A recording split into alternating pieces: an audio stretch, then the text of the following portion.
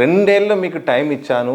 రెండేళ్ల తర్వాత ఇక ఇవ్వాల్సిన టైం అయిపోయింది. ఇప్పుడు నేను ప్రజల్లో ఉంటా, ఒక్కొక్క అంశాన్ని బయట పెడతాను కూడా మాట్లాడి. నిజంగా ఆయన ఇచ్చిన టైం పైన ఒక చర్చ. మరోవైపు కేసీఆర్ గారు రెగ్యులర్గా వస్తాడా, వస్తే బాగుంటుందని కొంతమంది కోరుకుంటున్నారు. ఇది ప్రకటనల వరకే పరిమితం అవుతున్నారు. కోరుకున్న వాళ్ళు ఎవరు ఉన్నారు? నేను ఒక్కరిని. ఓకే. అంటే వాళ్ళ పార్టీలో ఎమ్మెల్యేల దగ్గర నుంచి కేటీఆర్ దాకా కూడా ఆయన రావద్దని కోరుకోకపోవచ్చు. నేను రావద్దని అంటున్నా. ప్రజలకు కూడా రావద్దంటారా? ప్రజలకు కాదు, అసెంబ్లీకి వదిలేద్దాం.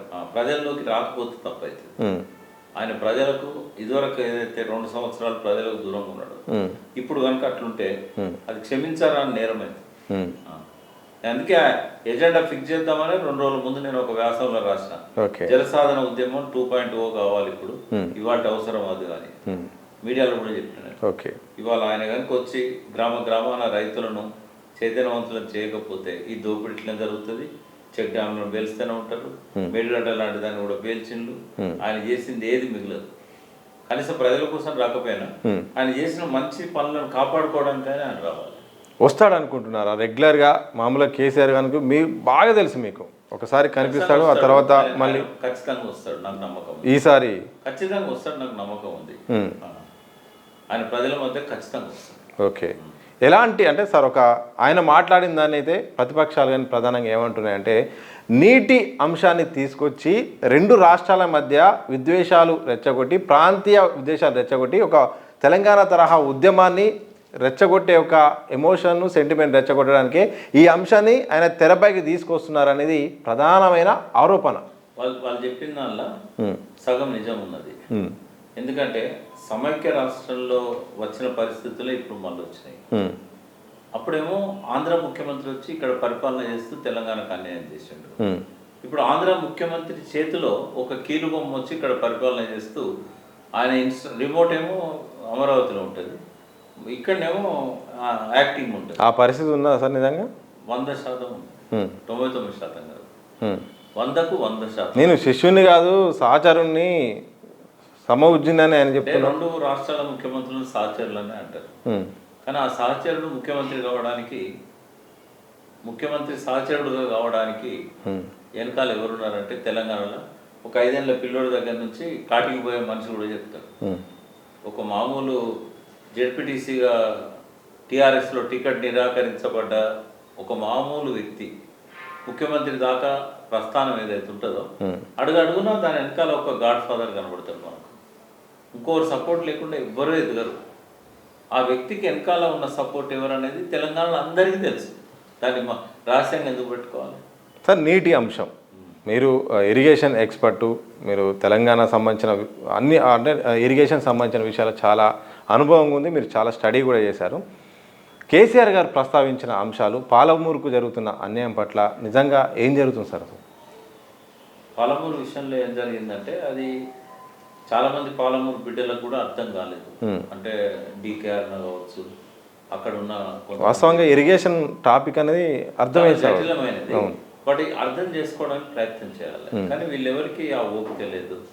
ఇది ఎంపీ స్థాయి, ఎమ్మెల్యే స్థాయి వ్యక్తులకు కూడా తెలియదా? ఇరిగేషన్ మంత్రికి కూడా లేదు. ఓకే. మంచి ఆయన ఉత్తమ్ కుమార్ రెడ్డిని నేను గౌరవిస్తా, నాకు స్నేహితుడు, ప్రేమ కూడా ఉంది.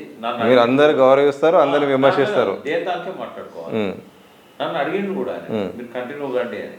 నేను మిమ్మల్ని ఒక రాజకీయ నాయకుల్లాగా మేము చూడము, కంటిన్యూ కండి అంటే కూడా నేను ఉండదని చెప్పాను. దేని దాంట్లో మాట్లాడుకున్నాను. ఆయన రిక్వెస్ట్ కూడా చేశాడు. నేనేమంటున్నా అంటే ఇది nice person, is not corrupted. But రెండవది ఏంటంటే మంచి మాట్లాడే శుద్ధి ఉన్న నాయకుడు. ఇవాళ నేను ఇప్పుడున్న క్యాబినెట్లో శ్రీధర్ బాబు కానీ ఉత్తమ్ కుమార్ రెడ్డి లాంటి వాళ్ళకి కానీ మోటివ్స్ అంటగట్టారు. వాళ్ళు తప్పులు చేస్తారు కావచ్చు, ఆ క్యాబినెట్ డిసిషన్స్లలో భాగం అవుతారు కావచ్చు, కానీ వ్యక్తిగతంగా మోటివ్స్ అంటగట్టారు. నా దగ్గర అటువంటి సాక్ష్యాలు అయితే లేవు. ఆ కాన్స్టిట్యున్సీలో ఉన్న వాళ్ళకు ఉంటాయి. మొన్న పోతే ప్రజలు చెప్తున్నారు ఇక్కడ కూడా వాటాలు ఉన్నాయి అని చెప్పి. ఏ కాన్స్టిట్యున్సీలో? ఈ పేరెందుకు చెప్పాలి? కొంతమంది క్యాబినెట్ మినిస్టర్లకు, తర్వాత ఎమ్మెల్యేలకు ఈ జరుగుతున్న అవినీతిలో భాగస్వామ్యం ఉంది అంటారు. అంటే నేను అవినీతిలో భాగస్వామ్యం లేని రాజకీయ నాయకులను వెతుకుతున్నా, ఎవరన్నారా?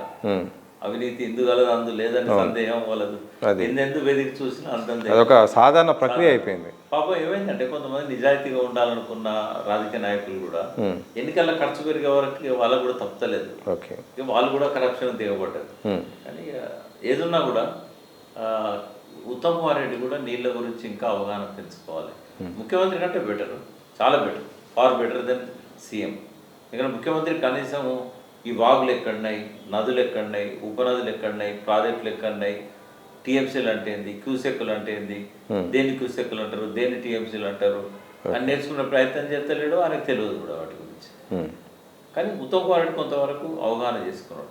ఎవరికైనా పుట్టుకతో ఎవరికి రాదు. హరీష్ రావు గారు కూడా ఎంతో ఇప్పుడున్న నాలెడ్జ్ అనేది గంగా ప్రవాహం లాగా వాడుతూ ఉంటుంది నీళ్ళ గురించి. ఒక్క రోజులో వచ్చింది అది. ఆయన ఉద్యమకారుడు ఉన్నప్పుడు మాలాంటి వాళ్ళతో, విద్యాసాగరరావు లాంటి వాళ్ళతో కూర్చొని విషయాలన్నీ తెలుసుకొని ఒక్కొక్క మెట్టు ఎక్కుకుంటా ఇవాళ నిష్ణాతుడు అయిపోయింది ఇరిగేషన్ డిపార్ట్మెంట్. 5 ఏళ్ళు ఆయన ముఖ్యమంత్రి, మన ఇరిగేషన్ మంత్రి ఉన్నప్పుడు పూర్తి అవగాహన సంపాదించుకున్నాడు. ఉత్తమ్ కుమార్ రెడ్డి కూడా ఇది బిగినింగ్. ఇది ఆయన ఎన్నడూ ఇరిగేషన్ మినిస్టర్గా లేడు.